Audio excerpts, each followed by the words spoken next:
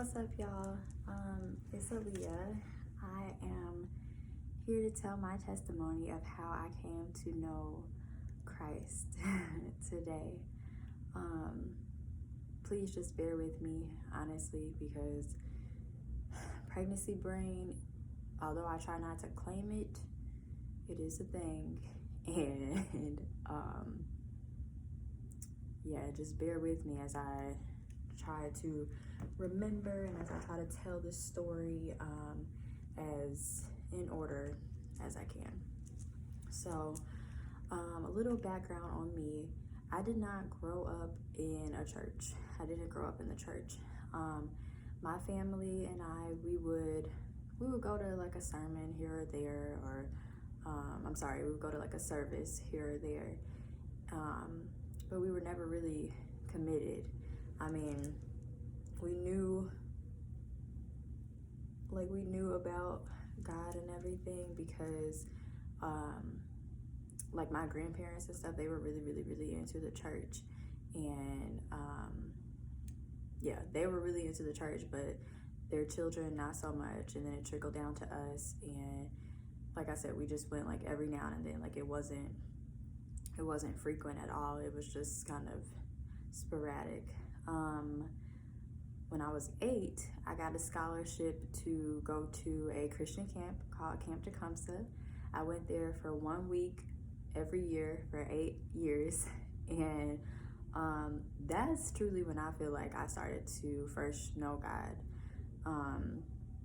Again, I didn't really, it was just like, it was a general name, God, it was just like, oh, like I love God, like I worship God and everything, I knew of him, but I did not know who he was, I guess you could say.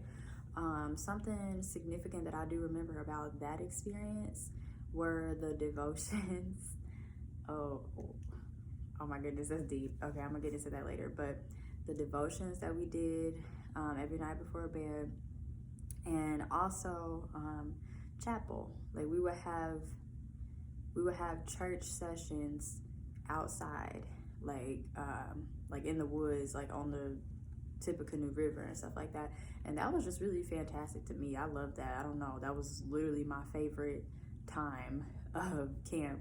And even when I was at camp, like I didn't even, this is me throughout my whole childhood. Like I've always been like a little bit of a loner, just kind of different, set apart, not really interested in talking with people. I guess you could kind of say like I was antisocial, but it wasn't even that I was uninterested in talking to people. I was scared, honestly. Like I suffered from social anxiety a lot.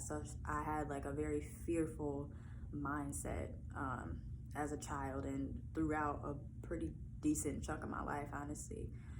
So yeah, that was my favorite part of camp, the devotionals and the chapel outside. That's just when I felt the closest to God. Like that's when he would speak to me, like through the rising of the sun, that kind of thing. Like, or just not like that. Like I'm not saying it like on those types of terms, but nature. I mean, there's no greater artist than God. So that was when I felt the most intimate with God. Fast forward to school years. Like I said, I didn't really talk to anybody. I was just kind of alone. Straight A student, but like I didn't have any, me personally, I don't think I had any personality. Like I was just in the books, like just focused on that. And I think that really played a significant role in what God saved me from, because the only thing that I had my mind focused on was success and like the world's definition of winning and making the most money and I don't know. I did like nursing and all that for a little bit. Like I'm not gonna get all the way into that, but long story short, even doing those types of things, like I knew that it still wasn't for me. Like I knew that I was doing it because that's what my parents wanted me to do, And also because I knew that the money would be like solid in it, I guess, like job stability and all that kind of stuff. That was my security. That was my idol. Even when I started to work, like I started working when I was like 15, that was my security. Like I would be like, okay, like, ooh, I'm in this job, like I'm about to climb up the corporate ladder type stuff. Like that was just what I had my mind focused on. I was focused on the things of this world, like literally, excuse me, literally trying to do things by the book and by this world's definition of being successful looks like, I guess. I mean, I don't even know what you would call it. I guess you could call it the American dream. That doesn't really mean much to me, but that's the closest thing that I could equate it to. Like I wanted everything to be like dun dun dun dun dun. Like that was my only way up. That was my only form of validation was if I was doing something worthwhile. And then that kind of caused me to I'm okay, this is kind of getting long, so I'm gonna just fast forward.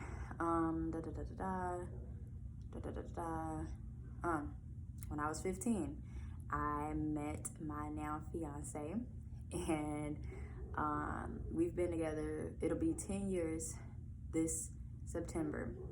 But that's when I met him. I met him when we were 15, and when I was 15, we were in high school.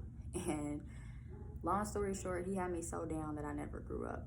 He had me so down that I never grew up. Like I was focused on him so much, you know, like from him, like trying to make sure like he graduated on time with me, trying to make sure like he was not doing anything bad, I don't know if I already mentioned this, but like I was a real goody two shoes. Like I didn't do anything bad. Like I was kind of judgmental, like in that aspect, because you know, like I thought that I didn't do anything bad, blah blah blah. So that is the gist of that. 2000 and when we graduated high school, 2015, I'll say that's when things kind of got like really, really, really dark for me. I remember when I was telling y'all about like how I only felt validated if I was doing something like worthwhile, like elevation and stuff like that. So we graduated high school. I didn't have a plan for college. I didn't know where I was going. I didn't really know what I wanted to do. I mean, like I said, I was kind of into nursing, but like I deep down in my heart, like I knew that wasn't for me. I was only doing it to please other people. And so I went into a dark depression at that time because I didn't know what to do, and everybody was going off to college, and I was just like, I felt really sad because I didn't know what the heck I was about to do in my life and all that kind of stuff. So blah blah blah. That was when I fell into one of my dark states. And then I don't remember exactly what year it was, but my mom, she started going through some things of her own. She actually was the first person who I saw. No, she wasn't the first person. There were like a few people in my family who had experienced spiritual things, I guess you could say, but they were never good. Like to me, it kind of scared me away, like from God and the Bible, because I was like, well, dang, it seemed like everybody who gets like really deep into the Bible, like something scary and bad happens to them. So like I was afraid, and that fear deepened when I saw what my mom went through, because let me tell you, like when you are vulnerable and sad and stressed and depressed and everything, like when you don't have your mind filled with things of Christ, when you don't have your mind filled with light and you are so overwhelmed with darkness, you make yourself a vessel for the enemy to hop in. And that's the fact of the matter too, is that everybody's being used by somebody, whether it's one of two masters, God or Satan. And so that's what happened. I experienced real life possession. I experienced just like the craziest of things with my mom, and that was really sad for me because I didn't understand. Like my family and none of us understood honestly what was going on, but I was always there. Like I was always there during the craziest times, and I'm like, why me? Like I'm not like that. Like that sounds so bad, but like I don't know. But whatever was inside of her, it did not like this light that I didn't even know was inside of me. It did not like it. And I vividly remember her raising up one time, like, you. And I was like, me what? Like, huh? Like, whatever. I didn't understand it. And I was like really, really afraid of it. But blah, blah, blah. Fast forward to what I know now. And I understand like what was going on with that. But it wasn't until just recently, actually, like probably like 3 years ago, that I really hit rock bottom myself. Remember when I was telling y'all about my now fiance, who I had been with, who I have been with for a very, very long time. He had me so down that I never grew up, and I was so focused on him that I lost my relationship with God. Like I was so focused on doing the things that he was doing, and like being more open-minded, I guess you could call it, and all that kind of stuff.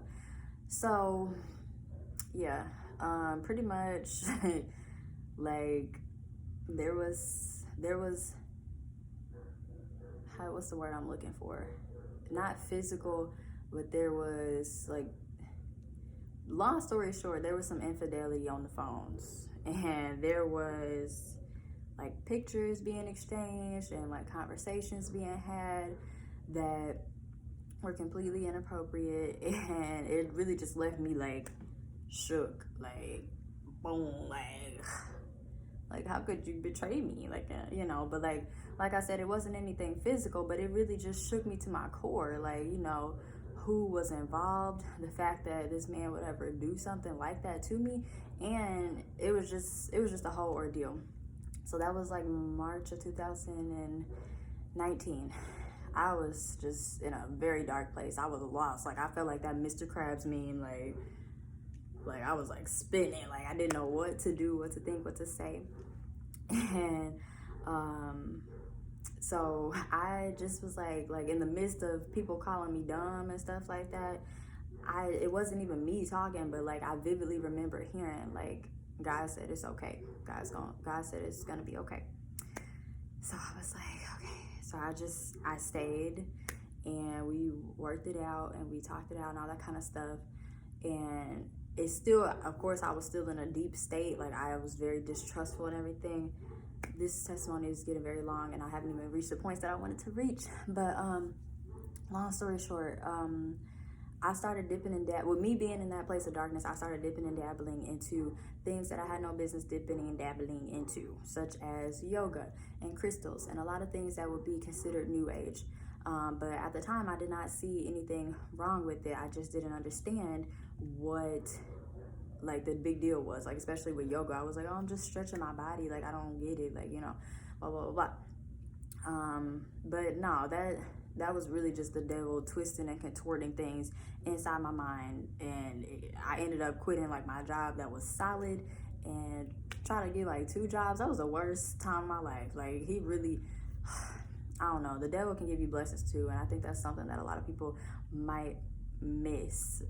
But that's the truth of the matter. Like he will tempt you with the riches of the world and like the desires of your heart and all that kind of stuff too, but oftentimes it's not what you think it is. So that's literally what happened to me.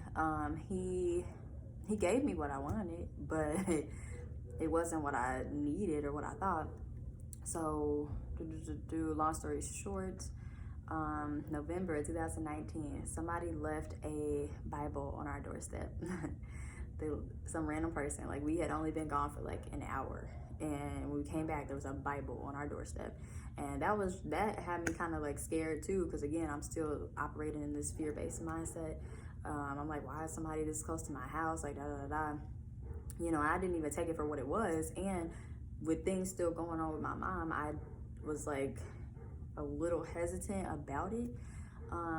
But also, the house that we lived in, it had some crazy stuff going on inside of it too. And I was kind of scared of that house, and it was just really, really crazy and kind of scary. So I would just like open the Bible and just like set it like on the bench, and just have it open. Like, come to find out, the Bible, it's a New King James Version, but it has devotionals by Sarah Young, I believe is her name. And So like I would just read the devotionals. Like I would not read like the red letters of Christ. I wouldn't read like anything. I would just read the devotionals.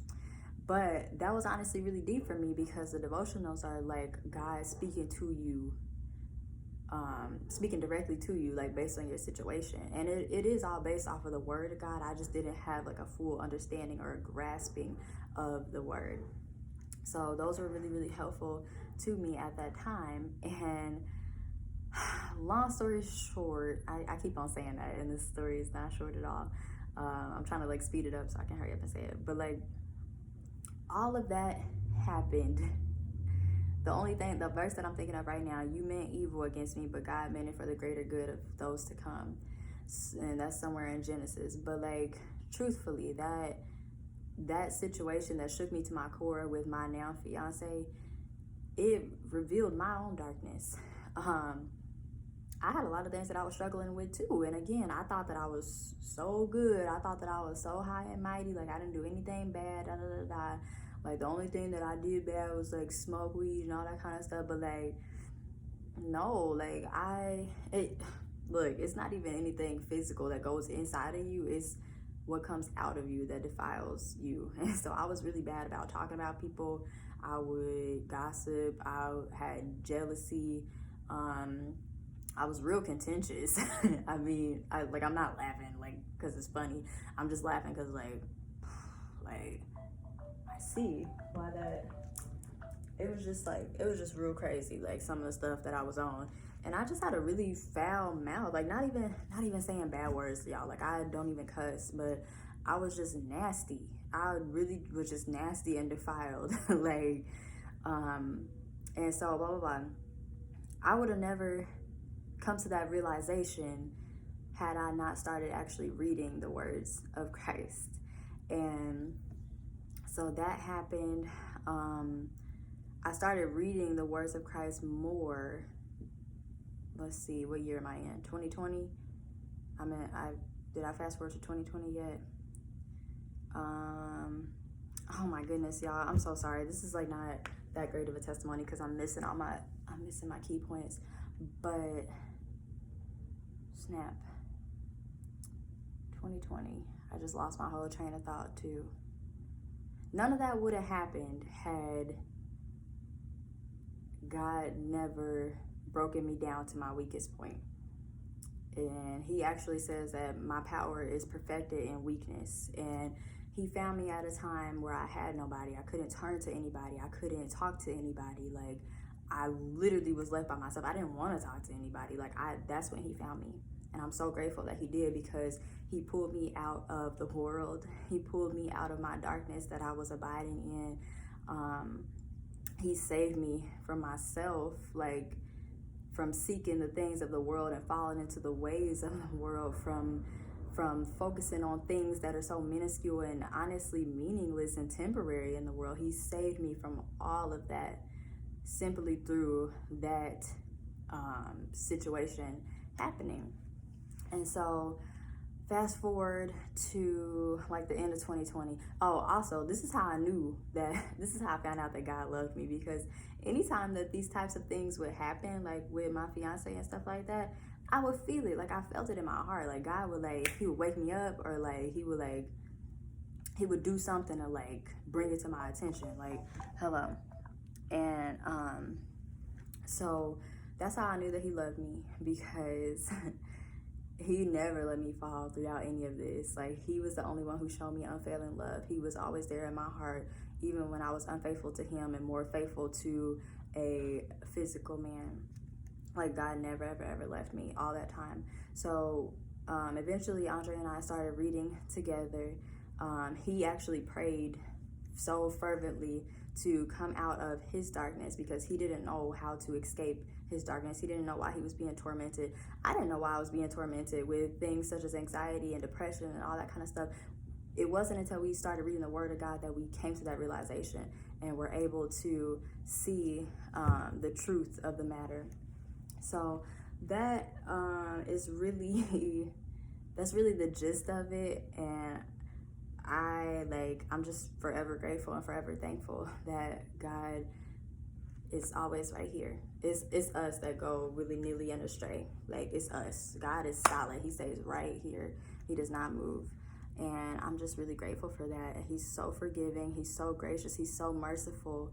And honestly, me strengthening my relationship with him has taught me how to perfect my love more. It has taught me how to trust more. It has bettered my relationships. It has changed me as a person, honestly. And that's what Jesus came to do, honestly, was to put a mirror in front of you and say, like, hey, this is you. Like, clean the inside of the cup before you can showboat the outside of the cup. So that's my testimony in short. I would love to share more, but I know I've already gone over my time frame. So thank you all for listening, and everyone be blessed. I love you all. Thanks. Bye-bye.